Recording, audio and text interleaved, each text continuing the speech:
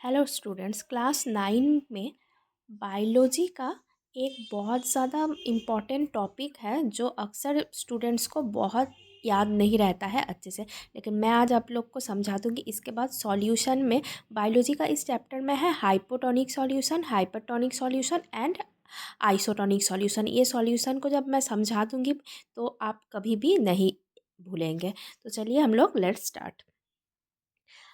Hypotonic solution पहले हम लोग करेंगे। हाइपोटोनिक सॉल्यूशन, इस सॉल्यूशन में क्या होता है समझिए।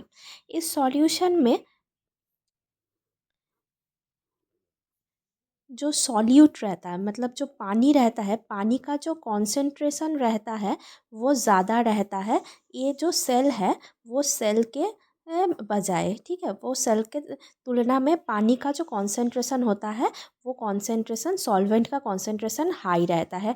तो सॉल्वेंट क्या करता है, हाई कॉन्सेंट्रेशन जो है वो पानी आपका सेल के अंदर चला जाता है। दैट इज़ कॉल्ड, ये हो गया हाइपरटोनिक सॉल्यूशन। जब बाहर से पानी सेल के अंदर जाता है तो that is called hypotonic solution. इसका ही उल्टा जब होता है, जब सेल से पानी, हाइपरटोनिक में इसका ही ऑपोजिट होता है। हाइपरटोनिक सॉल्यूशन,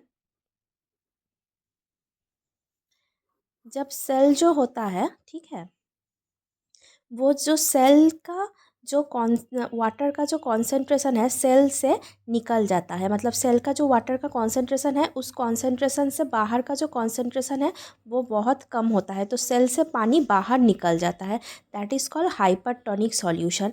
ठीक है, हाइपोटोनिक सॉल्यूशन में सेल फूल जाता है, स्वेल कर जाता है, लेकिन हाइपरटोनिक सॉल्यूशन में सेल श्रिंक कर जाता है। कोई सेल से अगर पानी निकल जाएगा तो सेल कैसा हो जाएगा, सेल आपका जो हो जाएगा श्रिंक कर जाएगा। लेकिन जब सेल के अंदर पानी ढुक ये होगा, घुसेगा, तो सेल क्या होगा, सेल आपका फूल जाएगा। तो इस कंडीशन में क्या होता है, स्वेलिंग होता है। जो सेल होता है वो स्वेल कर जाता है और इसमें श्रिंक कर जाता है।